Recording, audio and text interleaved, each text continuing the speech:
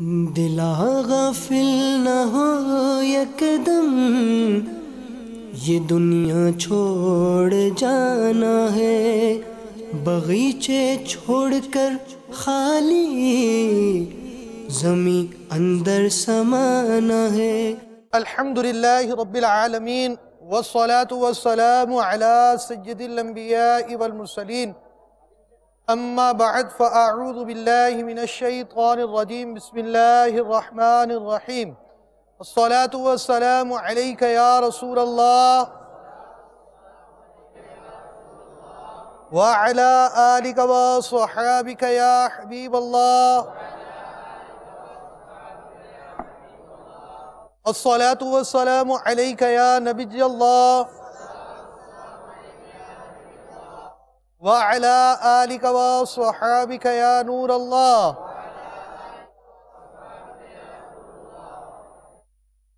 رسول اکرم نور مجسم شاہ بنی آدم رسول محتشم شہنشاہ امم صلی اللہ تعالی علیہ وآلہ وسلم نے فرمایا، جو مجھ پر دن میں 100 مرتبہ درود پڑھے گا، اللہ عز و جل اس کی 100 حاجتیں پوری فرمائے گا، ان میں سے 30 دنیا کی ہیں اور 70 آخرت کی۔ صلو علی الحبیب صلی اللہ تعالی علی محمد۔ میٹھے میٹھے اسلامی بھائیوں، مجلس تجہیز و تکفین کے عاشقان رسول مدنی چینل کے ناظرین، اور اس وقت عالمی مدنی مرکز فیضان مدینہ میں موجود مختلف کورسز کے اسلامی بھائیوں، جن میں جامعات المدینہ کے سادسہ یعنی 6ٹھی کلاس کے مختلف جگہ پڑھنے والے طلبہ، اور اسی طرح دورہ جسے آخری درجہ کہا جاتا ہے درس نظامی کا، جس میں مخصوص علم دین کی کتابیں جس کورس میں پڑھائی جاتی ہیں وہ درس نظامی کورس، اس کورس کے آخری درجے کے طلبہ بھی ہیں، اور ان کے درمیان اس وقت تجہیز و تکفین تربیتی اجتماع جاری ہے۔ آج 18 ربیع الاول 1435 ہجری ہے۔ اس سے پہلے کہ آج کے تربیتی اجتماع کا باقاعدہ آغاز ہو، اللہ عز و جل کی رضا پانے اور ثواب کمانے کے لیے آئیے جن کی اچھی اچھی نیتیں نہ ہوں وہ نیتیں فرما لیں، اور جن کی کچھ اچھی نیتیں تھیں وہ مزید اچھی نیتیں کر لیں، کہ سرکار مدینہ راحت قلب و سینہ فیض گنجینہ باعث نزول سکینہ صاحب معطر پسینہ صلی اللہ تعالی علیہ وآلہ وسلم کا فرمان باقرینہ ہے، نیت المؤمن خیر من عملہ، یعنی مومن کی نیت اس کے عمل سے بہتر ہے۔ ایک حدیث پاک میں ہے، نیت بندے کو جنت میں داخل کرا دیتی ہے۔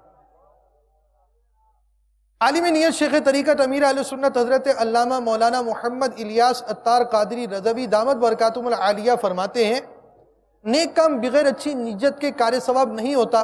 نیک کام میں جس قدر اچھی نیتیں زیادہ، اسی قدر ثواب بھی زیادہ۔ نیز شیخ طریقت امیر اہل سنت نے اس پرفتن دور میں آسانی سے نیکیاں کرنے اور گناہوں سے بچنے کے طریقوں پر مشتمل شریعت و طریقت کا جامع مجموعہ بنام مدنی انعامات بصورت سوالات عطا فرمایا۔ ان میں سب سے پہلا مدنی انعام نیتوں ہی کا عطا فرمایا۔ اللہ عز و جل کی رضا پانے اور ثواب کمانے کے لیے حسب حال اچھی اچھی نیتیں کریں، مگر ٹھہریے، شیخ طریقت امیر اہل سنت کا مدنی پھول سماعت فرمائیے، دوسروں کی موجودگی میں نیت کا اظہار کرتے ہوئے احتیاط فرمائیے۔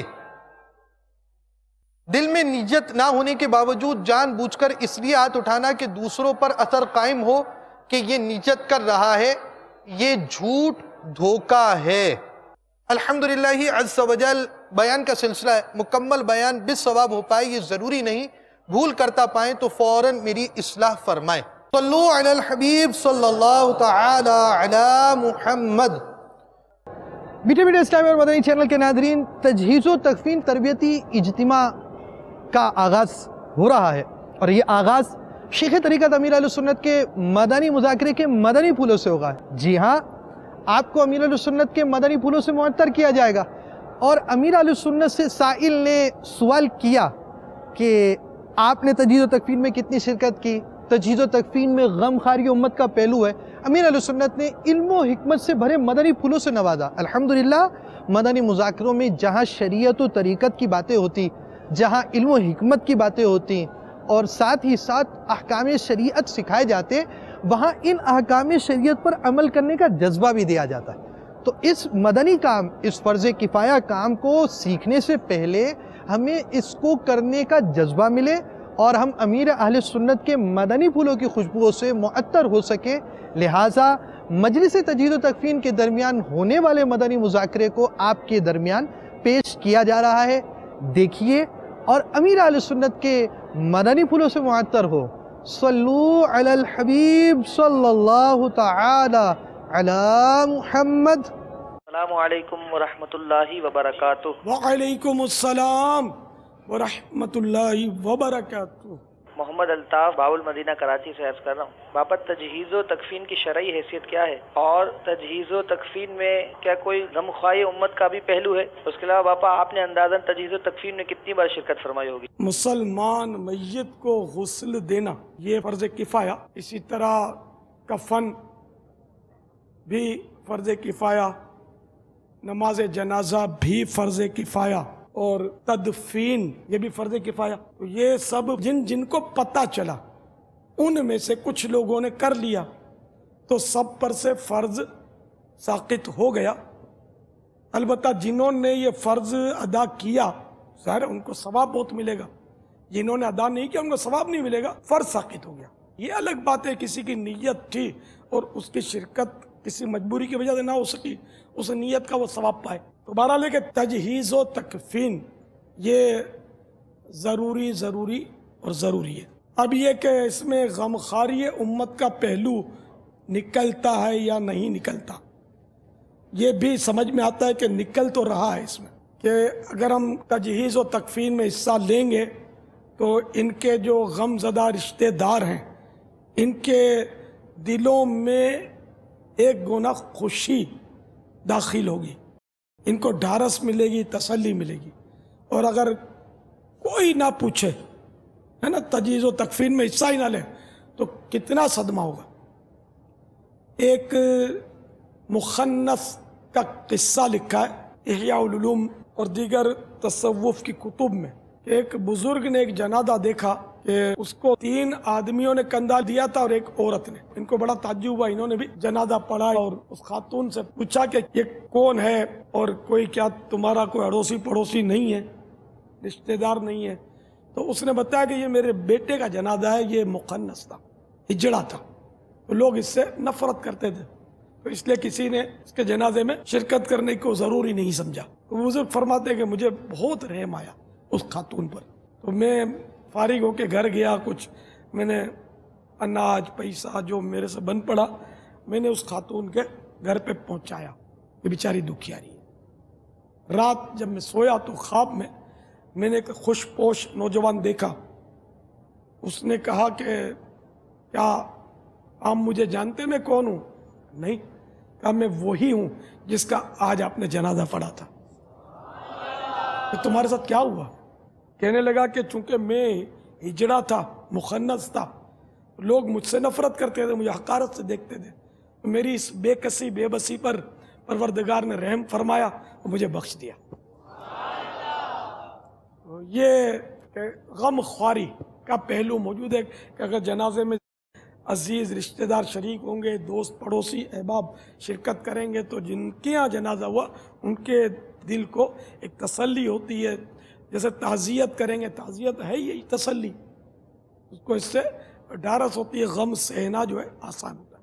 تو بہرحال اس میں غمخواری امت یا غمخواری عزیزاں کا پہلو تو سمجھ میں آ رہا ہے کہ موجود ہے۔ جن دنوں میرے اوپر پہرا وغیرہ نہیں تھا، اگر کوئی شادی کرتا، نعت خوانی میں شرکت کرنی ہے، نکاح پڑھانا ہے اور ولیمہ کھانا ہے، یہ وہ 3 کام مجھے کرنے ہوتے تھے۔ یہ تو ہے شادی۔ اب آؤ جنازے کی طرف۔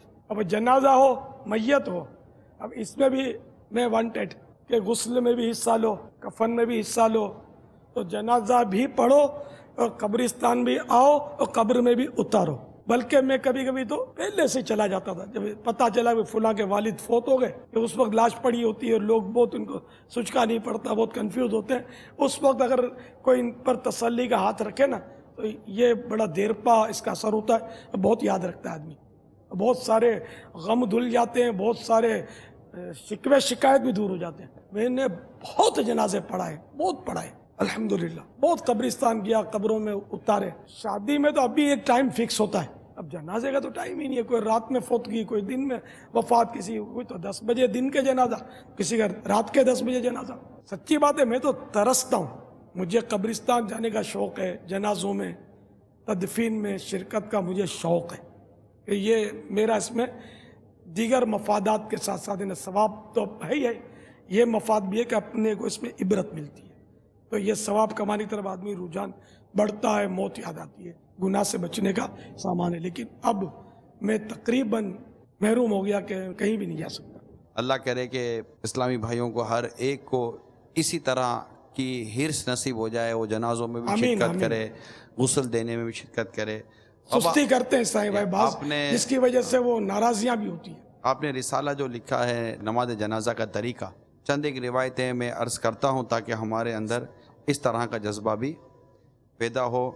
ایک حدیث پاک نقل کی ہے کہ قبروں کی زیارت کرو تاکہ آخرت کی یاد آئے، اور مردے کو نہلاؤ کہ فانی جسم یعنی مردہ جسم کا چھونا بہت بڑی نصیحت ہے، اور نماز جنازہ پڑھو تاکہ تمہیں غمگین کرے، کیونکہ غمگین انسان اللہ عز و جل کے سائے میں ہوتا ہے اور نیکی کا کام کرتا ہے، اور ایسا نہیں ہے کہ ہمیں اس کے کوئی فائدے حاصل نہیں ہوتے۔ ایک اور حدیث پاک سنیے کہ جو کسی میت کو نہلائے، کفن پہنائے، خوشبو لگائے، جنازہ اٹھائے، نماز پڑھے، اور جو ناقص بات نظر آئے اسے چھپائے، وہ اپنے گناہوں سے ایسا پاک ہو جاتا ہے جیسا جس روز ماں کے پیٹ سے پیدا ہوا تھا۔ حضرت سیدنا داؤد علیہ نبینا وعلیہ الصلوۃ والسلام بارگاہ الہی عز و جل میں عرض کرتے ہیں، یا اللہ، جس نے محض تیری رضا کے لیے جنازے کا ساتھ دیا، اس کی جزا کیا ہے؟ اللہ تعالیٰ ارشاد فرماتا ہے، جس روز وہ مرے گا تو فرشتے اس کے جنازے کے ہمراہ چلیں گے اور میں اس کی مغفرت کروں گا۔ سبحان اللہ۔ اتنے فائدے ہیں کہ حدیث پاک میں ہے، مومن جب قبر میں داخل ہوتا ہے تو اس کو سب سے پہلا تحفہ یہ دیا جاتا ہے کہ اس کی نماز جنازہ پڑھنے والوں کی مغفرت کر دی جاتی ہے۔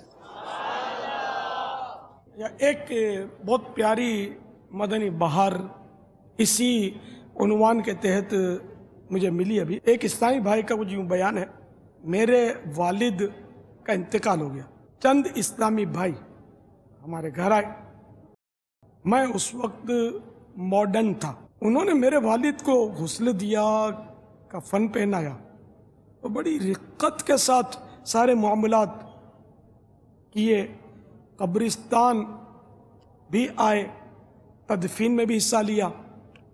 پھر میرے رشتہ داروں کو دیکھ رہا تھا کہ وہ جا رہے ہیں اٹھ کر، اور یہ اللہ کے بندے یہ بیٹھ گئے قبر کے پاس، اب یہ نعتیں پڑھنے لگے۔ میں تو ان سے بہت متاثر ہو گیا تھا، میں نے ان کا شکریہ ادا کیا۔ تو انہوں نے مجھ پر کچھ انفرادی کوشش کی اور مجھے مدرسۃ المدینہ بالغان کا ذہن دیا۔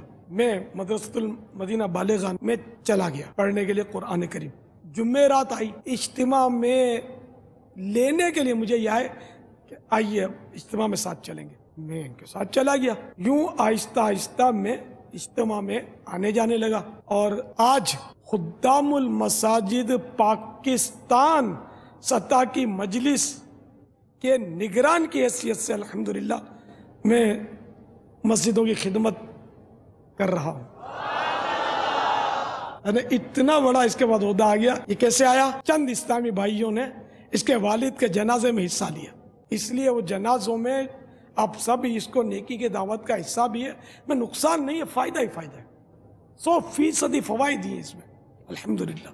تو سب کے سب نیت کریں کہ جب بھلے نہ بھی جانتے ہو حصے لیں، بعض بزرگوں سے ثابت ہے کہ وہ ڈھونڈتے رہتے تھے، جہاں جنازہ ملا اس میں شرکت کی، جنازہ پڑھتے تھے، اپنی عبرت کے لیے یہ اس طرح کرتے تھے۔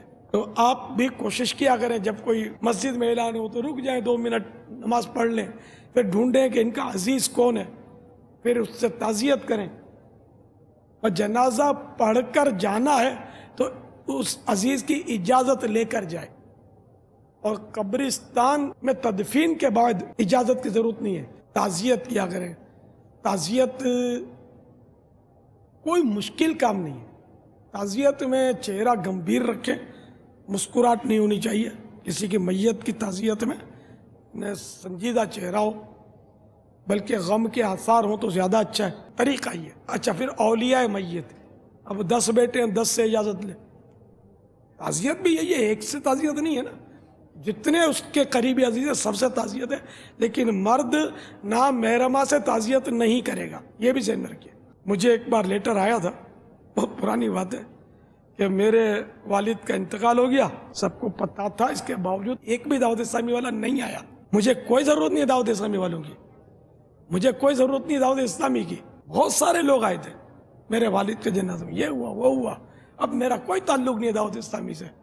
یعنی اس نے غریب نے اپنے پاؤں پہ کلاڑے مار لیے، ذرا دعوت اسلامی چھوڑے گا، اب میرا تیرا کیا بگاڑے گا، اپنا ہی بگاڑے گا۔ نہیں آئے تو فرض کفایہ ہی ہے نا نماز جنازہ پڑھنا، تو اب کچھ لوگوں نے پڑھ لی، تو اب جو نہیں آئے تو وہ شرعاً گناہگار نہیں ہے، تو اب اس پر گرجنا برسنا، ان کی برائیاں کرنا، تو یہ شرعاً آپ کی گرفت ہو جائے گی، خدا نہ خواستہ ایسا واقعہ ہو جائے آپ کے ساتھ، تو یہ ذہن بنانا کہ یار ان پر فرض واجب تو نہیں تھا نا، تھا کفایہ تھا، جن جن کو پتہ چلا تو انہوں نے کر لیا، اب ان پر ساقط ہو گیا، تو اب یہ گناہ گاری جب نہیں ہے تو اب ان پر کیا بگڑنا۔ نہیں، نماز اگر کوئی چھوڑ دے تو اس پر کوئی غصہ نہیں آتا، میرے باپ کی نماز جنازہ کیوں نہیں آتی، یہ تو انا کا مسئلہ ہے، نفس کی وجہ سے 100%۔ کسی کے باپ کے جنازے میں کوئی نہیں جائے گا اس کی بلا سے، میرے باپ کے جنازے میں کیوں نہیں ہے، تو اپنے آپ کو اتنا بڑا سمجھتا ہے کوئی کہ سب تیرے باپ کے جنازے میں آئیں، تو یہ بیچارے نادان بات ہوتے ہیں، تو ان نادانوں کو بھی سنبھالنا ہے نا آپ کو، تو اس لیے جانا ہے تاکہ کوئی نادانی کی وجہ سے خودکشی نہ کر دے۔ یہ ایک طرح کی اپنے دین کے لیے، اپنی آخرت کے لیے اس نے ایک نقصان دہ قدم اٹھا لیا، دعوت اسلامی چھوڑ گیا، مدنی ماحول چھوڑ گیا، یا ڈھیلا پڑ گیا کام میں، اس نے اپنا نقصان کر لیا۔ کبھی اللہ نہ کرے ایسا ہو بھی تو اپنا نقصان نہ کیا کرے، اپنا 2 پیسے کا فائدہ کس میں، سمجھدار آدمی یہی دیکھتا ہے۔ اس میں فائدہ ہے کہ دعوت اسلامی سے ایسے چپک جاؤ گے، کوئی کھینچے بھی تو ٹکڑے ٹکڑے بھلے اتر جائیں، پورے نہیں اترنا۔ مسلمان کی راحت کا سامان کیجے، یوں خود پر رہے خلد آسان کیجے، یوں خود پر رہے خلد آسان کیجے۔ صلو علی الحبیب صلی اللہ تعالی علی محمد۔ آپ ایک مریض کے پاس تھے تصور کے اندر، اس مریض کی آپ عیادت کرتے رہے یہاں تک کہ اس مریض کا انتقال ہو گیا، آپ نے انتقال کا وقت بھی پایا، اس کی آنکھیں آپ نے بند کر لی، ہاتھ صحیح کر لیے، پیر صحیح کر لیا، چہرہ قبلہ رخ کر دیا، کروٹ اس کو دے دی، پیٹ پر کوئی آپ نے گیلی مٹی رکھ دی، اب آپ اس میت کو نہلانے کی طرف جا رہے ہیں۔ حضرت مولا کائنات سیدنا علی المرتضی شیر خدا کرم اللہ تعالی وجہہ الکریم سے روایت ہے کہ سلطان دو جہاں شہنشاہ کون و مکان رحمت عالم یا صلی اللہ تعالی علیہ وآلہ وسلم نے ارشاد فرمایا کہ جو کسی میت کو نہلائے، کفن پہنائے، خوشبو لگائے، جنازہ اٹھائے، نماز پڑھے اور جو ناقص بات نظر آئے اسے چھپائے، وہ اپنے گناہوں سے ایسا پاک ہو جاتا ہے جیسا جس دن ماں کے پیٹ سے پیدا ہوا تھا۔ میٹھے میٹھے اسلامی بھائیوں، مدنی چینل کے ناظرین اور عاشقان رسول، جذبے کے ساتھ، جوش کے ساتھ میت کو نہلانے کا طریقہ سیکھیے اور اپنے لیے ثواب آخرت کا سامان کیجئے۔ آئیے آپ کو شیخ طریقت امیر اہل سنت کے رسالہ مدنی وصیت نامہ صفحہ 12 تا 13 پر لکھے ہوئے غسل میت کا طریقہ بیان کرتا ہوں. اگر بتیاں یا لوبان جلا کر 3 یا 5 یا 7 بار غسل کے تختے میں دھونی دیں، یعنی اتنی بار تختے کے گرد پھیرائیں، تختے پر میت کو اس طرح لٹائیں جیسے قبر میں لٹاتے ہیں. ناف سے گھٹنوں سمیت کپڑے سے چھپا دیں. آج کل غسل کے دوران سفید کپڑا اڑا دیتے ہیں اور اس پر پانی بہاتے ہیں، جس سے میت کے ستر کی بے پردگی ہوتی ہے. لہذا کتھئی یا گہرے رنگ کا اتنا موٹا کپڑا کہ پانی پڑنے سے ستر نہ چمکے، کپڑے کی 2 تہیں یعنی ڈبل کر لیں تو زیادہ بہتر. اب نہلانے والا اپنے ہاتھ پر کپڑا لپیٹ کر پہلے دونوں طرف استنجا کروائے، یعنی پانی سے دھوئے، پھر نماز کا جیسا وضو کرائے، یعنی منہ پھر کونیوں سمیت دونوں ہاتھ 3 بار دھلائیں، پھر سر کا مسح کریں، پھر 3 بار دونوں پاؤں دھلائیں. میت کے وضو میں پہلے گٹوں تک ہاتھ دھونا، کلی کرنا اور ناک میں پانی ڈالنا نہیں ہے. البتہ کپڑے یا روئی کی پھریری بھگو کر دانتوں، مسوڑوں، ہونٹوں اور نتنوں پر پھیر دیے جائیں. انشاءاللہ عز و جل اس کا بھی عملی طریقہ بھی آپ کو دکھایا جائے گا. پھر سر یا داڑھی کے بال ہوں تو دھوئیں. اب بائیں یعنی الٹی لیفٹ کروٹ پر لٹا کر، اب جب الٹی کروٹ پر لٹائیں گے تو اوپر کون سی کروٹ آئی؟ سیدھی. رائٹ سائڈ اوپر آ گیا، الٹی نیچے آ گئی.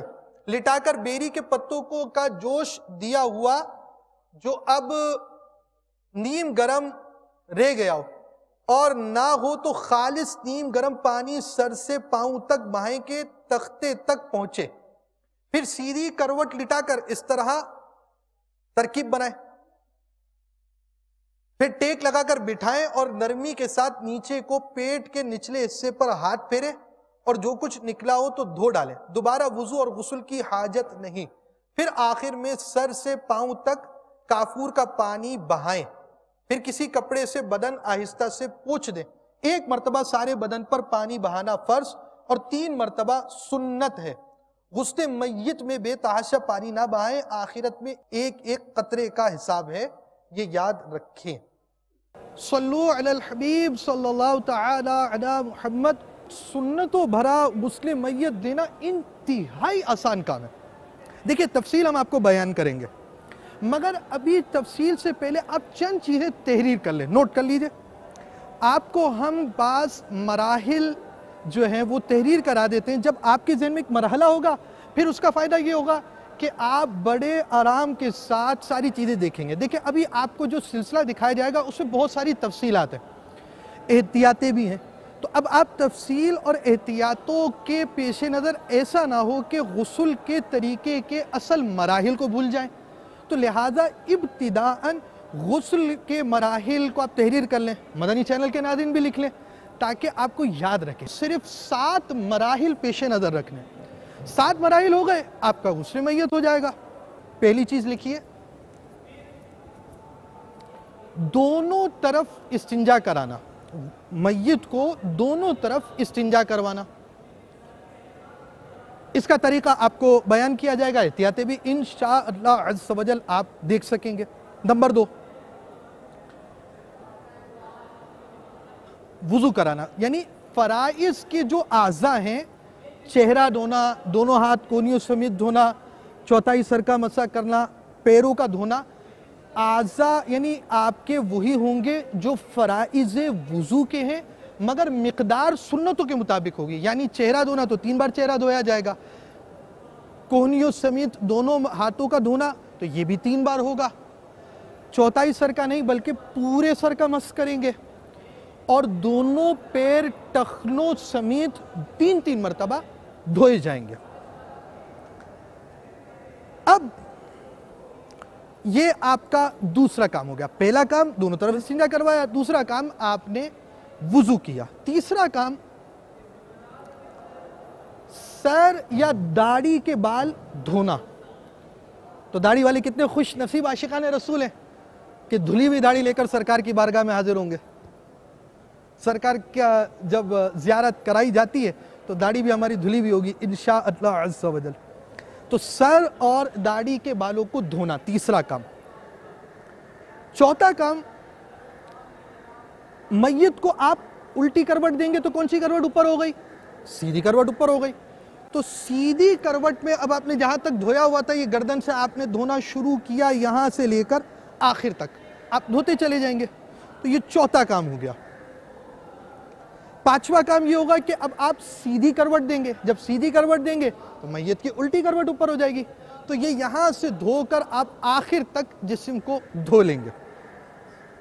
کتنے کام ہو گئے؟ 5 کام. چھٹا کام میت کو دوبارہ استنجا کروانا. پھر 7واں کام آپ کا کافور کا پانی سارے بدن پر گرانا. کون سے 7 کام ہیں؟ 7 کام. پہلا کام دونوں طرف استنجا کروانا. دوسرا کام وضو کروانا. تیسرا کام داڑھی یا سر کے بال کو دھونا. چوتھا کام سیدھی کروٹ آخر تک دھونا. 5واں کام الٹی کروٹ آخر تک دھونا. چھٹا کام استنجا کروانا. 7واں کام کافور کا پانی ڈالنا. صرف 7 کام کیا آپ نے، آپ کا سنت و برا غسل میت ہو چکا. جی ہاں، اس کی کچھ تفصیلات بھی ہیں، کچھ احتیاطیں بھی کرنی ہیں، اور کس انداز سے کرنا ہے آئیے آپ کو عملی طریقہ دکھاتے ہیں. صلو علی الحبیب صلی اللہ تعالی علی محمد. جگہ جی لگانے کی دنیا نہیں ہے، یہ عبرت کی جا ہے، تماشا نہیں ہے. اس میں سب سے پہلے توجہ یہ رہے کہ پہلے تو عرض کیا گیا تھا جیسے ہی کسی شخص کی روح بدن سے جدا ہو تو سب سے پہلے یہ ہونا چاہیے کہ اس کے اعضاء سیدھے کر دیے جائیں. باہر دنیا ہے فانی، نظر نہ کر اس پر. باہر دنیا ہے فانی، نظر نہ کر اس پر. ہے کوئی دم کی یہ ساری باہر آنکھوں میں، ہے کوئی دم کی یہ ساری باہر آنکھوں میں. اب سب سے پہلے وہ پٹیاں باندھ دی گئی تھیں جو فوتگی کے فوراً بعد باندھی گئیں. اب سب سے پہلے یہ پٹی کھولی جائے گی، کھولنے اگر کھولنا ممکن ہو، ورنہ کاٹ دی جائے. اب جیسے یہ پٹی اتاری گئی، یہ اس کی گرہ اس طرح رکھی گئی ہے کہ اس کو آسانی سے کھولا جا سکے. جیسے فیتے کی یا تسمہ ہوتا ہے جوتے کا، اس کی گرہ ہے، یہ کھول دیا گیا. اب اس کے بعد میت کے لیے جو کفن لایا جاتا ہے، اس میں جو اہم مدنی پھول ہیں وہ یہ ہیں کہ عموماً بازار سے سلے سلائے کفن ملتے ہیں. تو یہ ہم میں سے ہر ایک اسلامی بھائی کو پتہ ہے کہ عام طور پر یہ جو لوگ تجارت پیشہ ہیں، یہ عام طور پر اس طرح کے کام کرتے ہیں. تو اس میں ہوتا کیا ہے کہ سنت کے مطابق میت کے قد کے مطابق کفن ہو، یہ بہت مشکل ہے. تو اس میں کمی بیشی ہوتی ہے، حتیٰ کہ یہاں تک بھی دیکھا گیا ہے کہ کفنی ایک مخصوص شے ہے، وہ انشاءاللہ ہم اس کے بارے میں بھی سیکھیں گے. کفنی جو ہے وہ آگے سے تو گھٹنوں تک ہوگی اور پیچھے سے بسا اوقات یہ کمر تک ہوتی ہے. یہ حالت ہے، مطلب وہ اسی حالت میں کفن دیا بھی جاتا ہے. تو مسنون جو کفن ہے اس کے حصول کے لیے بہترین طریقہ یہ ہے کہ تھان بازار سے لے لیا جائے، اور جیسے طریقہ عرض کیا جائے گا اس کے مطابق بآسانی آپ کفن تیار کر سکتے ہیں. تو سب سے پہلے جیسے میت موجود ہے، میت کے جسم سے وہ کپڑے وغیرہ الگ کیے جائیں گے. اس کے بعد میت کے بدن پر چادر ڈالی جائے گی. یہ سفید ٹکڑا تھا، لیکن جیسے ہم نے سنا ترغیب کے اندر کہ امیر اہل سنت نے ارشاد فرمایا کہ بہتر یہ ہے کہ کتھئی چادر یا ڈارک کلر کی چادر، اور وہ بھی ڈبل کر کے ڈالیں تاکہ جب پانی ڈالا جائے گا تو اس کے ستر کے اعضاء نہ چمکیں، میت کے ستر کے اعضاء کی حفاظت کرنا یہ جو غسل دینے والے ان پر لازم ہے۔ اب سب سے پہلے یہ اوپر کپڑا رکھ دیا گیا، اس کے بعد کپڑے اتارے جاتے ہیں میت کے، اس میں یہ رہے ازار، تو جیسے یہ شلوار ہے، پاجامہ ہے، یہ تو بآسانی ہاتھ اندر داخل کر کے اس کو کھولا جا سکتا ہے اور آرام سے یہ نکل سکتا ہے۔ میت کو تکلیف کم سے کم ہو اس صورت میں اس کا لباس اتارا جائے۔ تو اگر تو میت کے لباس اگر سیدھا اترنا ممکن ہو، اب مال ضائع نہ ہو اس بات کو ملحوظ رکھنا ہے، اگر لباس ویسے اتر سکتا اور اس میں کم تکلیف ہو، کم اذیت ہو تو لباس صحیح اتار لیا جائے، وگرنہ اب بعض صورتیں جیسے ہمارے یہ آستین وغیرہ سلتے ہیں تو اس کے اندر یہ سلائی ہوتی ہے، اگر یہ شرعی احتیاطیں اگر آپ کر لیں تو زیادہ اس میں فائدہ ہے۔ تو اس میں جو آپ کی یہ سلائیاں ہیں یہ اگر کوشش کریں گے تو یہ بآسانی ایک طرف کی سلائی اگر ادھیڑ دیں گے تو یہ کرتا آرام سے اتر جائے گا۔ اگر لباس نہیں اترتا تو اب کاٹ کے میت کی آسانی کے لیے میت کا لباس اتارا جائے گا۔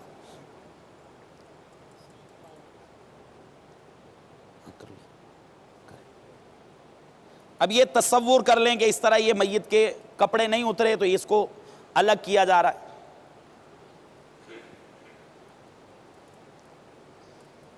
صلو علی الحبیب صلی اللہ تعالی علی محمد۔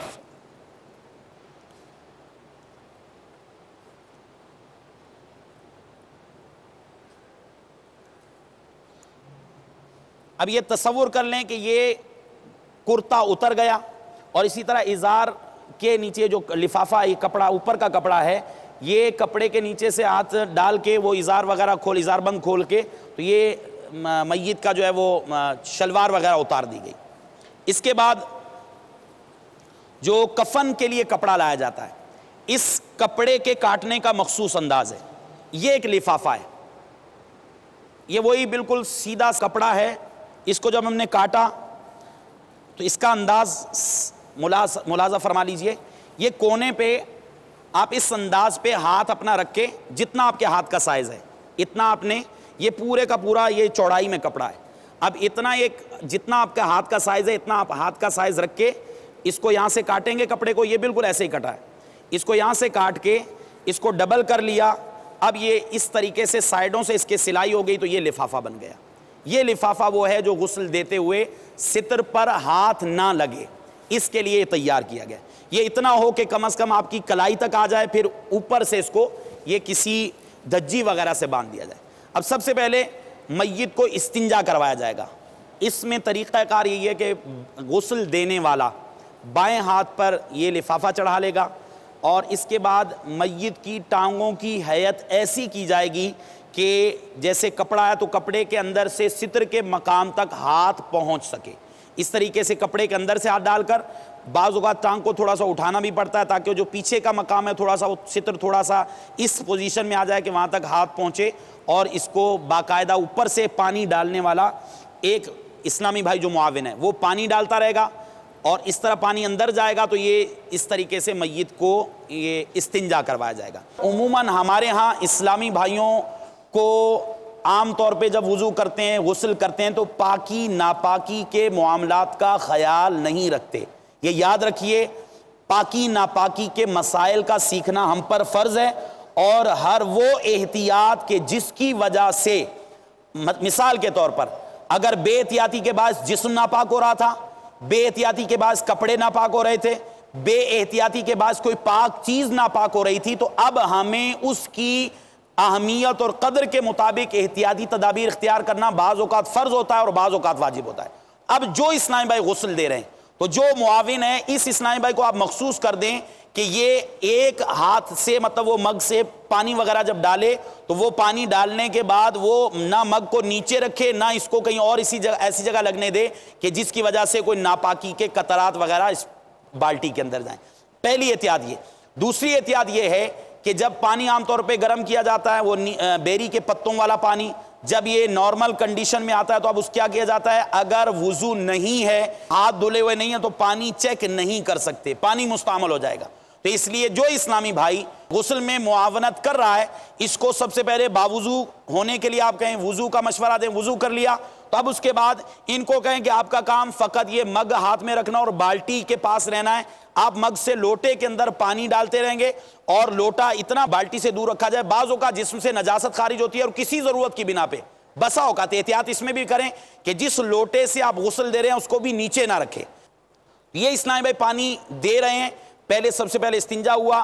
اب جیسے انہوں نے اپنے دوسرا معاون ہے وہ ایک اسلام بھائی غسل دے رہا ہے, ایک اسلام بھائی پانی مطلب لوٹے کے اندر ڈال رہا ہے, اور ایک اسلام بھائی معاونت کرتے ہوئے پانی ساتھ ساتھ بہائے گا. اب سب سے پہلے استنجا ہو گیا. استنجا کے بعد یہ جو دھجی ہے بعض اوقات امکان یہ ہے کہ یہ نجس ہو جائے گی. اگر نجس ہو گئی کوئی ایسی صورت ہے تو اب یہ ساتھ میں ایک ایسا ڈسٹ بن وغیرہ یا ایسا شاپر آپ رکھیں جس کے اندر یہ دھجیاں آپ ڈالتے جائیں. اب یہ استعمال اس کا ہو گیا, یہ ڈال دیا اندر. اب اس کے بعد اپنے ہاتھ اچھے طریقے سے نیچے کر کے دھو لیں. ہاتھ دھونے کے بعد اب نماز کی طرح وضو کروایا جائے گا. تو وضو کے اندر کیا ہے, سب سے پہلے وضو کے 4 فرض ہم نے سیکھے ہیں, وہی 4 فرض پورے کیے جائیں گے. تو سب سے پہلے اب یہ ان کا چہرہ ہے. چہرے پر ایک اسنان میں پانی ڈالیں گے اچھی طرح اور نرمی سے محبت اور شفقت کے ساتھ یہ ملتے ہوئے گویا پورا ان کا چہرہ دھو رہے ہیں اس طریقے سے کہ پیشانی کے بال جہاں عادتاً جمتے ہیں وہاں سے لے کر ٹھوڑی کے نیچے تک ایک کان کی لو سے دوسرے کان کی لو کے درمیان اس پورے حصے پر اچھی طرح آپ نے پانی بہانا ہے. یہ پانی بہ گیا. اس کے بعد یہ پہلا فرض ادا ہو گیا. اس کے بعد اب دوسرے فرض ہے دونوں بازو کوہنیوں سمیت دھونا. پہلے دایاں بازو دھلے گا, وہی دایاں بازو جس طرف چہرہ ہے میت کا. اب یہ دایاں بازو جس طرح وضو میں دھوتے ہیں بعینی وہی طریقہ ہوگا.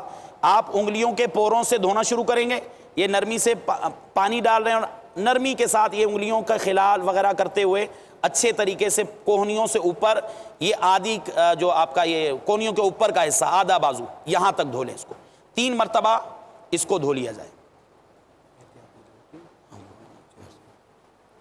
پھر یہ دوسرا بایاں بازو اس کو بھی اسی طرح دھوئیں گے. پھر اچھی طرح پانی بہا لیں کہ کوئی حصہ خشک نہ رہے. یہ دوسرا فرض ادا ہو گیا. اس کے بعد تیسرا فرض ہے چوتھائی سر کا مسح کرنا. سر کا مسح ہو گیا. پھر اس کے بعد چوتھا فرض ہے دونوں پاؤں ٹخنوں سمیت دھونا. اب یہ دونوں پاؤں اچھے طریقے سے پانی ڈالتے ہوئے جو سنت طریقہ ہے اس کے مطابق دونوں پاؤں یہ دھو لیے جائیں گے. یہاں تک یہ دونوں پاؤں یہ ٹخنوں سمیت دھل گئے. آدھی پنڈلی تک دھو لیں تو یہ زیادہ بہتر ہے. امید ہے یہاں تک تو سب کو سمجھ میں آ گیا ہوگا. سب سے پہلے کیا کرنا ہے, جو احتیاطیں عرض کی گئیں وہ احتیاطیں ملحوظ رکھنی ہے. میت کو استنجا کروانا ہے. پھر اس کے بعد نماز کی طرح وضو کروائیں گے.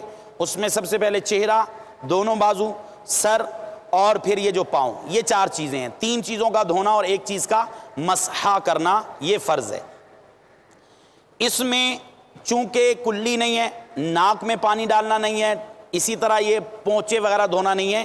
اس میں کیا کریں گے کہ اگر روئی وغیرہ یا گیلا کپڑا ہے یہ روئی گیلی کر کے جیسے یہ پانی روئی پہ لگا کے اچھی طرح یہ ان کے ہونٹوں کے وہ حصے جو ملے ہوئے اور اندر دانت وغیرہ یا مسوڑے اس کو اچھی طرح کر لیا جائے. پھر اس کے بعد دوسری روئی لے کر اس کو بھگو کر جو ناک کے نتنے ہیں یہ نتنوں کے اندر کا مقام یہاں پر بھی اس کا اچھی طریقے سے اس کو بھگو لیا جائے گا. یہ وضو ہو چکا. اب اس کے بعد جیسے عام طور پہ صابن استعمال کیا جاتا ہے تو جو ہمارا وہ جو پتے تھے بیری کے پتے ان کا جوش دیا ہوا قابل برداشت پانی جب یہ ہو تو صابن کی حاجت نہیں ہے. صابن اگر استعمال کرنا چاہیں تو جب بھی اس میں کوئی حرج نہیں ہے. تو اب صابن استعمال کرتے ہوئے سر پہ اچھی طرح پانی ڈال کے آپ اس سر کو بھی اچھی طرح دھو لیں. صابن وغیرہ استعمال کرنا تو صابن استعمال کر لیں. داڑھی کے بال اچھی طرح دھو لیں. یہ 2 چیزیں دھونے کے بعد اب بائیں کروٹ پر میت کو لٹائیں گے کہ دایاں کندھا اوپر آ جائے گا.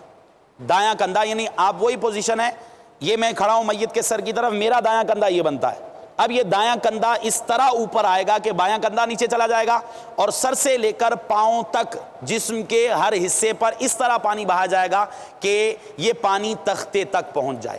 اب یہ اس میں احتیاط ضروری ہے کہ آپ کا یہ کپڑا اتنا سائیڈوں سے بڑا ہونا چاہیے کہ جب آپ کروٹ دلائیں تو یہ پیچھے کا حصہ, جب ظاہر سی بات ہے کروٹ دلائیں گے تو پیچھے کا حصہ اگر کپڑا چھوٹا ہوگا تو وہ بے پردگی کا اندیشہ ہے. تو کپڑا موٹا ہو, گہرے رنگ کا ہو, ڈبل ہو, یہ زیادہ بہتر، اور اتنا بڑا ہو کہ جب آپ کروٹ دلائیں تو جب بھی وہ تختے سے کپڑا اوپر نہ اٹھے۔ اس میں بائیں طرف ہمارے اسلام میں کروٹ دلائیں گے، یہ ان کی بائیں سائیڈ ہے، بائیں سائیڈ کی طرف ان کا بدن ٹچ کریں گے، یہ اس طریقے سے اتنا کہ بس پانی پہنچ جائے، یہ پورا سیدھا کرنا ضروری نہیں ہے۔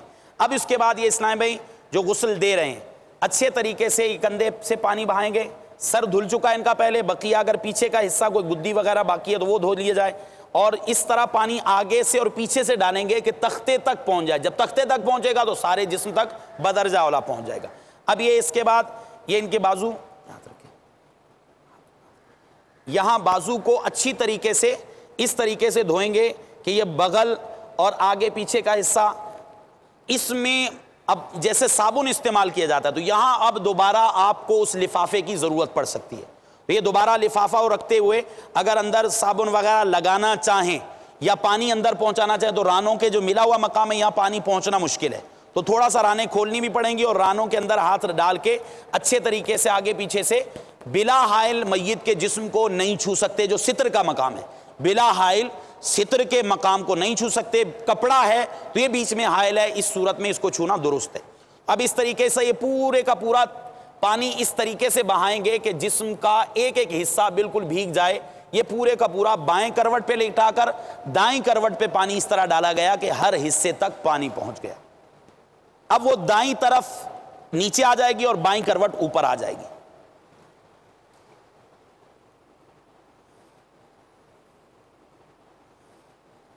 اب یہ ہمارے اسلام بھائی یہ دیکھیں کپڑا آپ کو نظر آ رہا ہوگا اسکرین پر، کپڑے کی یہ کیفیت ہے کہ کپڑا یہ میت کے تختے پر رہے۔